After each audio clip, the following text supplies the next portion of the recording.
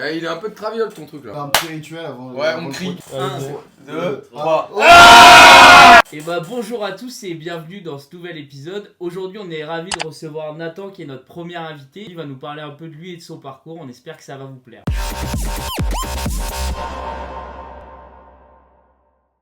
Merci déjà les gars de m'accueillir ici. Je m'appelle Nathan Collet, j'ai 25 ans, je suis actuellement manager d'artistes. Est-ce que tu te souviens un peu comment t'étais toi au collège, les rêves que t'avais, collège, lycée, même au niveau travail, est-ce que t'avais des rêves de métier par exemple? Quand j'étais au collège, moi je voulais être cuisinier. J'avais de bonnes notes à l'école, tout ça, personne voulait que j'aille en filière pro. Moi je voulais faire ça, donc je suis parti en école hôtelière. Je me suis retrouvé en école hôtelière, donc pas à faire que de la cuisine, service, cuisine, sommellerie, tout ça. Et donc je voulais juste ouvrir mon restaurant. Mon ambition c'était de faire une carrière autour du monde, d'aller 6 mois dans un pays, d'apprendre la culture, d'apprendre tout ce qui était autour de la culture culinaire principalement, pour ensuite revenir en France et ouvrir mon truc avec un petit peu tout ce que j'aurais pu découvrir et apprendre à travers le monde. Le BTS Bachelor, ça m'a pris 2 ans, j'ai fait les deux le BTS et le Bachelor en candidat libre. Tout à Avignon. Ouais, tout à Avignon. Ce qui m'a intéressé au départ c'était plus la cuisine, mais je me suis retrouvé à plus apprécier le côté salle. Tout ce qui était autour du service qui me plaisait le plus, parce que aujourd'hui on a des serveurs qui viennent, tout ça, qui viennent nous amener les plats, mais il y a une vraie technique sur plein de trucs qui datent d'il y a longtemps. Oui. Franchement c'était tellement génial que moi je me suis dit, et c'est pour ça que je suis allé dans cette école d'ailleurs, j'ai fait la journée porte ouverte, j'ai rencontré un mec qui s'appelait Thibaut Iden. Ce gars-là il avait fait un concours grâce à cette école. Il avait fait un concours qui s'appelait les Olympiades des métiers. Il a raconté ce qu'il avait fait, le championnat du monde, le championnat de France, machin. Je suis rentré chez moi, j'ai dit ouais. Et puis le mec il a kiffé quoi, il a fait des études et en même temps il s'est fait plaisir. Tu te souviens un petit peu comment t'étais toi dans la cour de récré? J'étais très studieux, très fort à l'école. En tout cas j'avais des bonnes notes. Par contre j'étais zéro sociable. Jusqu'à très tard, j'étais une grosse pleurnicheuse. Ouais. En fait c'est mes concours et le rugby. Et c'est le rugby qui m'a vraiment poussé dans le fait de entre guillemets me faire respecter. Tout ça, donc les concours, tout ça en cuisine hôtelière. Mais là, du coup, ça n'a aucun rapport avec ce que tu fais actuellement. Est-ce que tu peux nous raconter justement ton parcours après le lycée?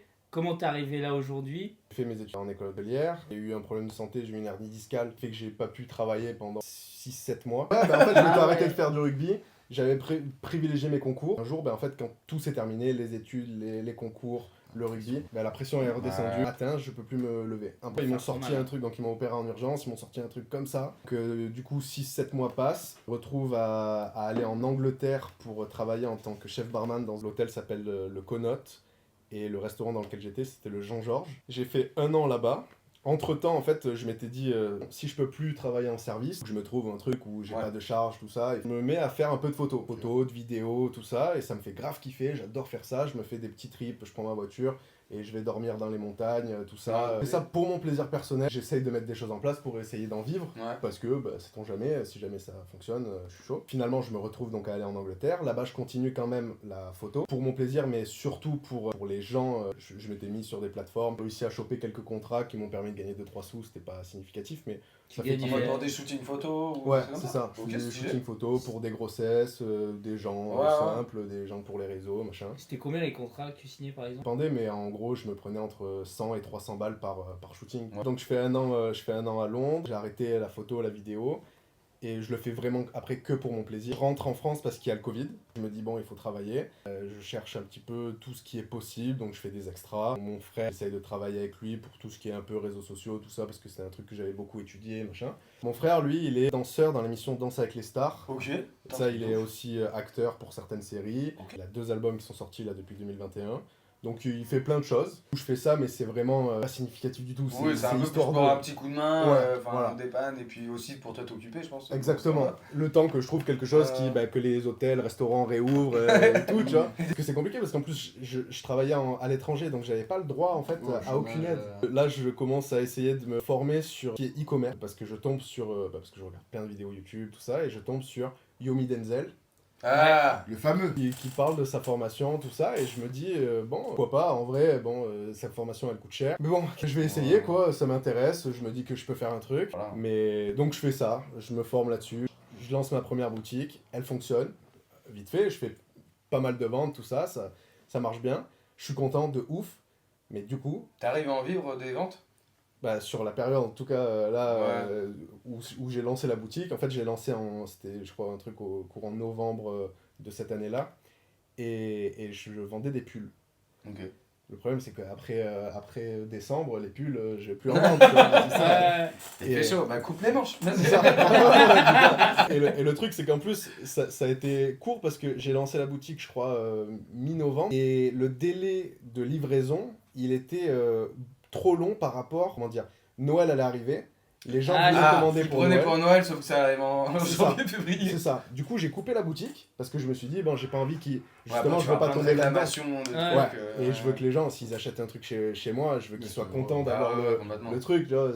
Et je bosse sur d'autres boutiques où je me dis, ça pourrait être intéressant, tout ça. Elle fonctionne zéro. Il n'y a plus rien qui fonctionne. À cause du produit, principalement, c'était des trucs. J'ai essayé des masseurs de cou, des culottes menstruelles, machin. J'étais trop dans un appât du gain où je me disais. Ça a pu me donner un aperçu, mais j'ai pas gagné des milliers et des cents, mais j'ai gagné suffisamment. Ça a pu me donner un aperçu, je vais faire ça avec plein de trucs, et du coup je vais gagner plein d'argent. Ouais. Du coup bah, tu réduis la qualité sur certains aspects sur lesquels tu étais vraiment obsédé au début, et donc bah, finalement ça marche pas. Ouais, là je me dis, bon, y a le trading de crypto-monnaie qui arrive devant mes yeux. Du coup je me mets à faire ça, je vois les possibilités de scalping avec effet de levier, machin. Bah, en fait, avant de démarrer, je me suis dit, je vais tester sur des trucs d'entraînement. Je me suis fait un mois où j'ai mis, comme si j'étais en situation réelle, je mets 1000 balles. Ah, tu peux faire un mode zézé, genre c'est des faux trucs. Bah, c'est comme ça qu'ils attrapent aussi. Mais qui sont basés sur le vrai cours.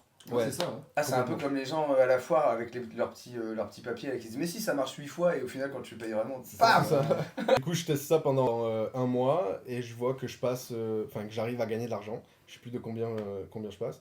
J'arrive à gagner de l'argent, tout ça. Je me dis ok, bon bah ça fait un mois, je me suis entraîné, j'ai établi des stratégies, machin, tout ça. Donc je passe au réel et je passe de 1000 € à 4000 € en l'espace de 9 jours. Ah ouais. Donc je suis grave content, sauf que le 10e jour je perds tout. Puis, ok, je me suis gavé, j'ai fait, bah voilà, j'avais pris 3000 € en virtuel. Je me suis dit putain, bah en fait ça fonctionne, je peux tenter un truc de ouf, tu vois. Et bah du coup je me suis fait niquer. Et à cette époque-là, je faisais vraiment que ça parce que je voulais être fort là-dedans. Regarder, improviser trader. Rien à voir. Ouais. Donc du coup je perds ces 4000, j'ai le pire mort. Du coup bah, je prends du temps et je me dis ok, bon bah, je vais me réentraîner et je vais retester. Donc je fais, tac, je continue. Donc évidemment j'investis à côté pour juste m'assurer des trucs qui ne vont pas bouger, où il n'y a pas de levier. Enfin, qui vont pas bouger, il y a les variations, tout ça, mais il n'y a pas de levier, donc j'ai pas les risques plus long terme que court. Et là, j'arrive à me maintenir sur les trucs. Ça a duré quelques mois, et juste fait de sorte, en fait, à retomber sur mes pattes. Un petit peu. Ouais. Et donc, je suis content, j'ai pas perdu beaucoup d'argent. J'en ai pas vraiment gagné, mais j'ai pas perdu. En tout cas, j'ai vécu. C'est risqué parce que tu mets ton argent en jeu, tu perds. Il y a personne qui vient te verser un salaire. C'est une expérience. Oui, mais je regrette zéro. Vraiment, je regrette pas du tout parce que ça m'a appris beaucoup de choses sur la finance que je connaissais pas, tout ça. Enfin bon, c'était une période crypto. Je conseille pas, mais je la regrette pas. Poser une pause pipi bière. Je suis bouillant. Ouais. Et donc après cette crypto, Je veux changer d'appart. Moi, j'ai eu des statuts d'auto-entrepreneur. Moi, le seul statut en fait de salarié que j'ai eu, c'était à Londres. Je me suis dit, vas-y, je vais faire des trucs carrés, tout ça. Et en même temps, même vis-à-vis de mon couple et tout, je vais me prendre un taf. Voie pour retourner travailler dans la restauration. Et finalement, j'ai un pote à moi qui est en recherche de commerciaux dans l'entreprise dans laquelle il est. Je me dis, vas-y, ça peut être intéressant. Finalement, je vais bosser là-bas. J'ai jamais été commercial et je me retrouve dans une société où j'ai rencontré Valentin et où je dois travailler en tant que commercial pour un partenaire de Microsoft. Et j'y connais que chi en informatique. Pour moi, le commercial, tant que t'as de l'aisance sociale, que t'es pas trop con, tu peux y aller, tu vois. Après, il y a des gens qui ont vraiment une appétence commerciale de fou furieux. T'en as des beaucoup plus bons que d'autres. Hein. Je fais cette année-là tout ça et j'ai pour but d'abonner et d'apprendre les produits comme si c'était les miens, pouvoir les vendre au mieux, que première année c'est un peu une sorte de transition même s'il faut que je fasse du chiffre, mais aussi j'ai l'ambition de rester un petit moment, et finalement je suis pas resté longtemps que ça parce que j'ai eu une opportunité qui s'est ouverte et où je me suis dit en fait qu'est-ce que je veux vraiment, est-ce que ça m'intéresse vraiment, avec tout ce que j'ai pu faire, les différents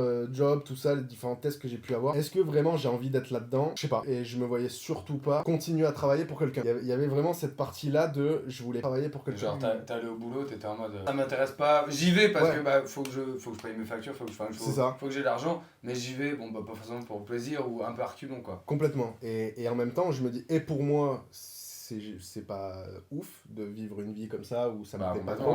Surtout à notre âge où genre t'es un peu en mode le champ des possibles est ouvert, c'est con de puis quand t'as pas d'enfant ni rien, c'est là où il faut tester. Justement, ouais.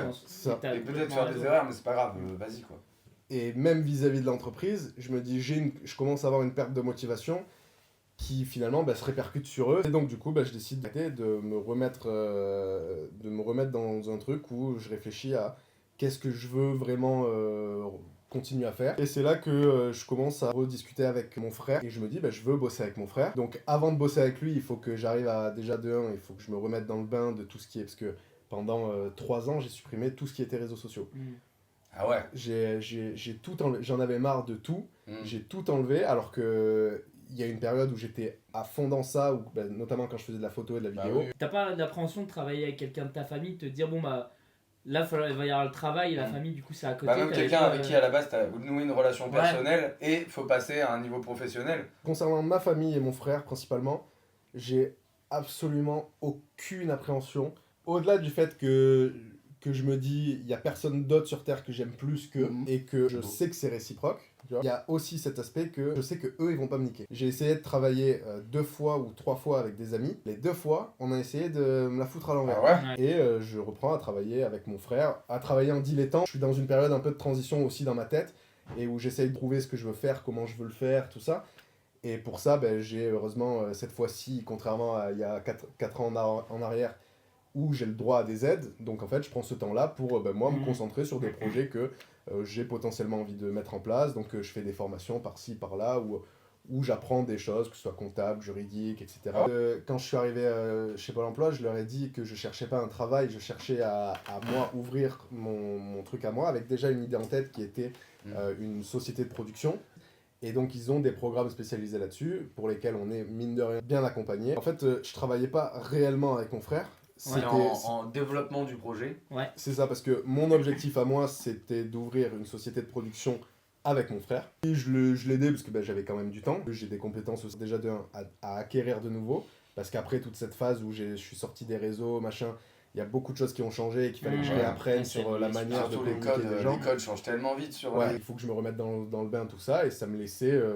je sais pas, 7-8 mois pour vraiment me remettre dedans. Et c'est après, donc là, il y a quelques mois, que ça a vraiment repris, où ça y est, c'est acté que on sait ce qu'on veut faire, on sait comment on va le faire, et les étapes à parcourir pour atteindre le but final. Maintenant que vraiment j'ai un job à temps plein en tant qu'auto-entrepreneur sur cet aspect-là de management d'artiste. Vous n'avez pas du coup, genre, est-ce que là actuellement tu as une journée type un petit peu que tu peux nous partager? En tant que manager, j'ai pas forcément de... Il y a des choses déjà dont je peux et je dois m'occuper qui me prendraient plus de temps que si je faisais appel à quelqu'un.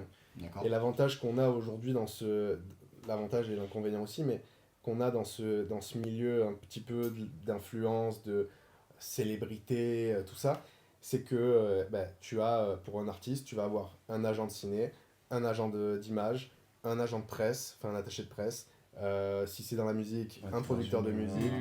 Une sorte de globe de gens que tout le monde bosse ensemble, mais chacun pour son truc spécifique. Surtout dans la pluridisciplinarité de mon frère, où il est dans la musique, dans l'acting et dans la télé, et aussi également sur les réseaux.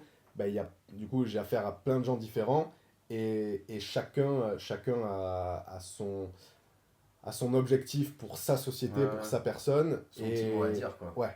Et ce qu'on peut retrouver surtout et ça c'est un inconvénient, ce qu'on peut retrouver surtout dans les agences d'influence qui ont explosé sur les 2-3 dernières années, ils vont prendre beaucoup de profils différents, de personnalités.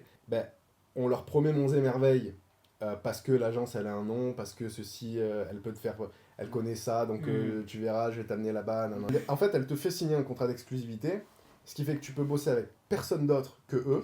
Et eux, ils vont pas bosser pour toi, ils vont attendre que toi tu pètes pour gérer les demandes qui vont arriver. Frère, mais toi, t'avais quelle idée un peu du show business comme ça? Ces boîtes de prod avant, tu savais à quoi t'attendre ou pas du tout? En fait, il y a beaucoup de choses qu'on connaît pas parce qu'on voit vraiment que ce qu'il y a à travers sur l'écran. Mais en soi, on n'a pas vraiment tout ce qui se passe derrière. Ça peut être à la fois génial, à la fois archi nocif.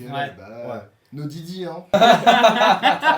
Tout le monde, mais c'est comme dans la vie de tous les jours et c'est comme dans n'importe quel secteur, en vrai de vrai. T'as les patrons, les producteurs, t'as les petites mains, c'est les techos en régie, les machins, tout ça. T'as les personnalités qui sont au milieu, c'est les meilleurs sales parce que c'est grâce à eux que ton truc. De toute façon, c'est grâce à eux que tout existe. Hein. Voilà. Et donc, t'as des gens qui sont, mais comme dans n'importe quelle société, qui sont extrêmement gentils, des gens qui sont extrêmement mauvais. Tout le monde parle un peu sur tout le monde. C'est pas un milieu moins bien qu'un autre. En vrai de vrai, c'est comme dans la vie de tous les jours. Et on voit ça partout.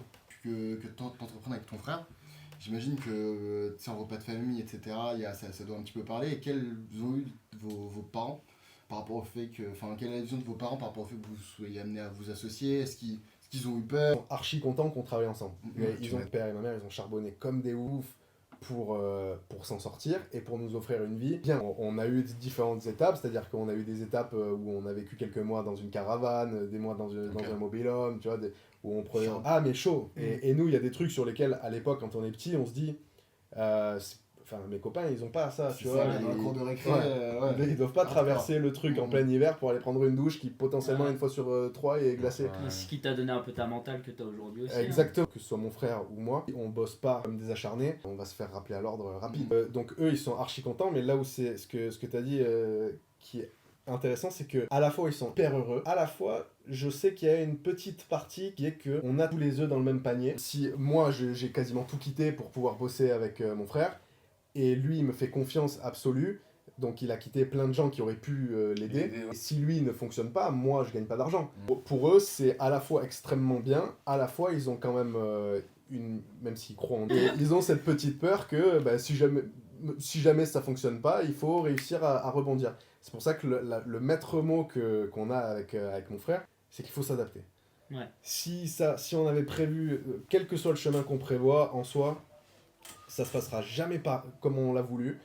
Donc il va falloir s'adapter quoi qu'il arrive, et c'est en s'adaptant qu'on réussira à trouver à un moment donné une porte qui va nous être plus, que ce soit lucrative ou non. En tout cas, il faudra prendre une porte. Pour les jeunes aussi, je trouve ça cool. Pour les gens qui n'ont pas trouvé encore leur filière ou qui n'ont pas trouvé leurs études, Nathan, c'est un bel exemple de quelqu'un qui a réussi à changer. Donc, perdez jamais. Faut pas fermer les portes, ok les jeunes. Pas de crypto. La charge de travail que toi, tu as aujourd'hui du coup avec ce taf, est-ce que tu trouves que tu touches un salaire qui, pour toi, est ok face à la charge de travail? Est-ce que toi, cette charge de travail, elle te semble normale pour quelqu'un, ou est-ce que vraiment c'est genre trop... Comment tu visualises ça, toi? On est sur sur un milieu, par contre, où les montants, ils sont assez exorbitants par rapport à ce que ça représente réellement en termes de taf, mais pas forcément pour moi. En fait, c'est que tu prends dans la télé, le ciné ou quoi... Il y en a qui prennent des montants exorbitants pour participer à une émission, par exemple. Après, est-ce que aussi il n'y a pas ce côté en mode ces personnes-là ont capitalisé pour maintenant être en mesure d'être payés autant? Parce qu'il y a forcément, le mec qui va apparaître 1 heure à l'écran, il va prendre son million, ça va. C'est un peu comme les footballeurs. Mais le truc, c'est que le mec, pendant peut-être 10, 20, 15 ans avant, il a charbonné comme un porc. Et il n'y a que maintenant que le mec, il est. Je suis d'accord avec toi. Il arrive, tu vois, il fait ça, que là, sur le moment, de la création de valeur. Ah oui, bien sûr. Tout le travail en amont. Mais t'as raison de ouf. C'est à la fois il y a des gens oui, à la fois il y a des gens non, parce qu'il y a des connexions. Ouais, mais même il y a peu de chance.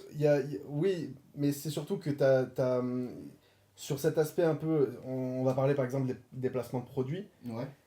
T'as des mecs qui aujourd'hui peuvent faire un post pour... Enfin aujourd'hui moins, parce que c'est tombé. 700 balles pour une story. 700 balles Balancez 20 000 Il y a des mecs qui prenaient 25 000 euros pour faire... Je pense que Squeezie, tu lui demandes une story.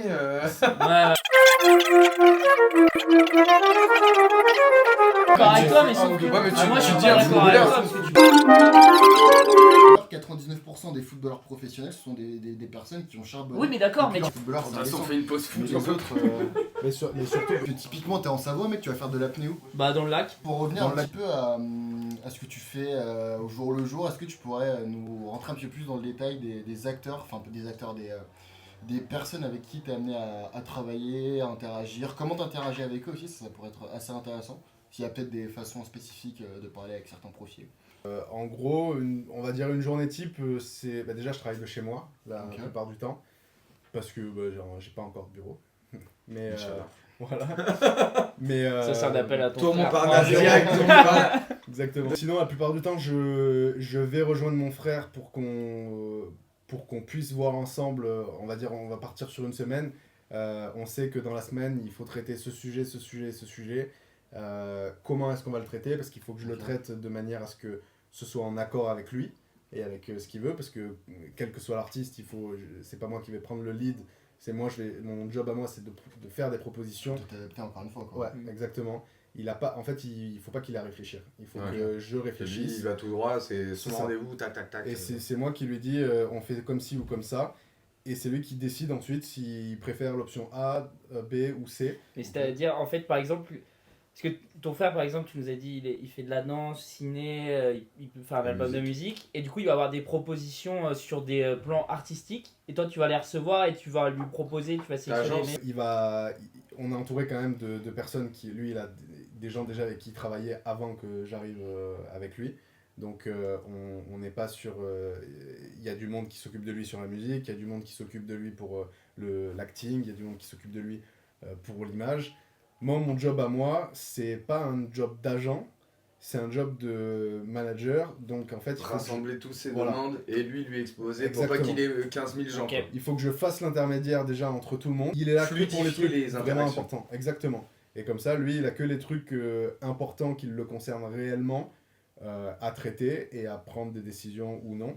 Et moi, le but, c'est de lui, comme tu dis, fluidifier la totalité des choses qui arrivent ou qui peuvent arriver. Il faut que j'essaie de les appréhender. Comme ça, lui peut se concentrer sur son boulot qui est pur, qui est exactement. chanson, acting. Et du coup, toi, c'est quelles compétences tu penses qu'il faut pour ce métier-là? Est-ce que c'est administratif, juridique, est-ce que c'est commercial, ou alors tu as un mix de plein de choses? Il faut un minimum, de toute façon, il faut être un minimum curieux et un minimum sociable, parce que les gens avec qui tu traites, il faut que tu traites, si tu traites avec eux aujourd'hui, le but c'est de pouvoir traiter avec eux demain, si jamais ça se passe bien.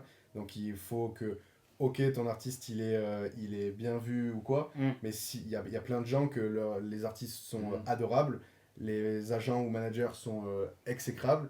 Et du coup, l'artiste il se fait fumer et on l'appelle plus parce qu'ils veulent juste pas traiter avec telle ou telle personne. Là, du coup, c'est plus lié au comportement, un peu ta personnalité intrinsèque. Et est-ce que tu as, par exemple, quelqu'un qui voudrait se lancer dans le métier demain, quelles compétences il faudrait? Quel conseil surtout tu donnes? Ouais, quel conseil tu donnes? Sociable, déjà. Et en tout cas, faut être curieux parce qu'il y a beaucoup trop de choses que, surtout si c'est pas ton métier de base, que ce soit des aspects juridiques, contractuels. Essayer de comprendre un peu comment fonctionne tout le système pour pouvoir réussir à se mettre en termes de rouage dans le truc, quoi. Et du coup, il faut connaître un peu le milieu artistique quand même. Est-ce que quelqu'un qui part de zéro aujourd'hui, tu penses qu'il peut du coup réussir à faire ça, et comment il pourrait y arriver, quoi? Bah, n'importe qui peut partir de n'importe où. Tant que t'es curieux et que t'as l'envie et que t'as la niaque. Dans le milieu hip-hop, on appelle ça le côté hustler, tu vois. C'est genre charbon.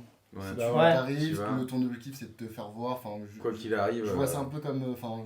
Je trouve que je suis pas mal d'influenceurs qui sont là-dedans, d'influenceurs qui ont du coup maintenant des boîtes de production, etc. Et ce qu'ils disaient, c'est qu'il y avait vraiment ce côté hustler, genre charbon, je connais pas un truc, bah je vais devenir un geek là-dessus. Et c'est vraiment ce que je ressens quand je discute avec toi, quoi. C'est ça. C'est complètement ça. Je vois, tu jettes dans un sujet, tu t'y jettes jusqu'au fond. Ouais. Enfin, tu vas gratter le plus que tu peux avec les connaissances que tu peux avoir, que ce soit sur internet ou avec les formations que tu peux avoir. Et tu fonces, et après tu donnes le meilleur de toi-même, et voilà. Complètement. Est-ce que on peut te demander le salaire que tu touches aujourd'hui, ou alors t'as pas envie d'en parler? Bah c'est ça, pour un manager d'artiste, c'est 10% je crois de ce que tu lui fais gagner. Mais c'est comme ça pour tout le monde. C'est le tarif normal, quoi. C'est ça. Et après tu peux aller jusqu'à 15% si tu gères des aspects plus... vraiment t'es dans un truc haut, quoi. Des trucs un peu plus compliqués, si vraiment il te délègue une partie de sa vie, un peu plus d'assistance, machin, là tu peux aller jusqu'à 15%. Et en vrai de vrai, tu fais ce que tu veux. Okay. Moi, c'est des trucs qu'on a fixés, donc je me mets sur le truc parce que j'ai pas... Surtout que vous êtes en famille, donc c'est différent aussi. Ouais. Mais donc je m'estime pas pour l'instant, je vais pas lui demander 30% sur quelque chose où au final il est déjà installé et je vais prendre quelque chose qui a déjà son image artistique qui est là avant que tu arrives pour l'aider là-dessus. C'est différent si c'est moi qui amène des contrats, si les contrats arrivent. Mais sinon, dans ce job-là, manager ou agent, tu es entre 10 et 20% de ce que tu fais gagner à ton artiste, à ton ou tes artistes. Et moi, j'aimerais bien poser une question qui va revenir un petit peu sur ce qui t'a permis d'arriver ici, en fait. C'est le côté formation. De ce que j'ai pu comprendre, tu t'es beaucoup formé. Autodidacte. Beaucoup formé. Autodidacte, certes, mais j'ai cru comprendre que tu as quand même payé à certains moments pour tes formations. Est-ce que tu penses que c'est quelque chose qui est très important pour quelqu'un de s'engager financièrement sur l'apprentissage d'une nouvelle compétence? À combien de pourcents, enfin, tu penses que justement cet investissement-là t'a Est permis utile. de te motiver dans justement l'apprentissage d'une nouvelle compétence? Enfin, si tout simplement, est-ce que Ouais. payer pour apprendre, c'est quelque chose qui peut être intéressant sur certains sujets et d'autres où justement tu t'es dit, en fait, ouais, j'ai payé, mais putain, j'aurais pas dû quoi. Le truc, c'est que moi, j'ai un rapport à l'argent qui est, on va dire, différent. J'y tiens pas forcément à mon Ok. argent. Pour On grandir, le gagne pour ouais. l'utiliser et Mm. pour Que se ce soit pour le développer. plaisir ou pour se développer. Ouais, c'est un peu la mentale qu'il faut avoir aujourd'hui, parce qu'il y en a qui ont tendance à vouloir le garder et au final, tu vois que c'est pas Ouais, forcément une tu solution. Tu quoi. capitalises pas là-dessus. Ouais. Mais ça peut être un problème aussi parce que ça fait qu'il y a des choses sur lesquelles je fais pas forcément attention parce que sur l'instant T, ça me paraît pas important. Il y a évidemment les charges, le loyer, les machins, les trucs fixes que je sais que je dois payer et que voilà. Mais autrement, mon argent, je veux m'en servir pour pouvoir soit me développer, soit me développer. Il y a plein de trucs qu'aujourd'hui je fais pas, et depuis plusieurs années même, que je pars pas en vacances, ou que, parce que je préfère que cet argent aille dans quelque chose qui va me permettre d'évoluer et de potentiellement du coup gagner plus demain que ce que j'ai gagné hier. Ok. Donc finalement payer des formations, ça m'a... Alors il y a aussi beaucoup de charlatans Oui, sur bien évidemment. tout Ouais. un tas. Et en revanche, t'as quand même des gars, que ce soit des mecs en indépendant qui te vendent des formations sur Des internet. influenceurs de merde. Ouais, ou que tu ailles dans des... Tu peux aussi payer pour aller faire des formations, que ce soit avec ton CPF, juste avec ta poche, je sais pas, tu veux faire du hacking, il y a le truc The Hacking Project, ça te coûte Ouais. un peu moins cher, machin, tu vas là-bas, tac, tu fais ton truc, t'apprends, mais tu sais pourquoi tu payes le truc. Et le problème non, mais moi dans mon rapport à l'argent, vu que je paye quelque chose, je veux vraiment Alors, que ça me serve. Ouais. Où est-ce que tu as envie que ce projet évolue? Ou est-ce que tu as un objectif de rêve? Est-ce que même avec ton frère, vous avez un truc de rêve? On veut créer une société de production pour pouvoir nous-mêmes produire, que ce soit nos séries, nos films, potentiellement des documentaires. Mais ça, c'est l'objectif aujourd'hui de ce Trop qu'on intéressant. C'est veut. fou. Et après, derrière, il y a d'autres objectifs Bah, que j'aimerais de toute avoir. façon, Mais tu parles- aujourd'hui, dans ce que j'envisage de faire et ce que j'espère pouvoir mettre en place comme Ça il faut, n'existe pas pour l'instant. ça n'existe pas. Donc Bon. tu as envie de créer un truc. Et Voilà. ça, c'est beau. On va conclure cette interview avec Nathan. C'était super intéressant. Du coup, on le remercie d'être Ouais, venu. merci. Et puis voilà, on veut le remercier. On va mettre le podcast bientôt en ligne. Et puis il y en aura d'autres. On aura d'autres invités qui vont arriver. L'idée, c'est surtout de montrer aux jeunes aujourd'hui qu'il y a un parcours classique. C'est pas forcément gage de réussite. Et Et qu'il y a puis même, plein ça de gens n'existe pas forcément, quoi. qui ont des parcours un peu à droite à gauche et qui au final arrivent à trouver un peu le projet de leur rêve. Et Nathan, c'est un bel exemple, je trouve. Ouais, Donc c'est pour ça qu'on ouais, a voulu carrément. l'inviter Et aujourd'hui. moi, j'aimerais bien l'applaudir. Ouais, Merci Nathan. merci à toi. Merci beaucoup.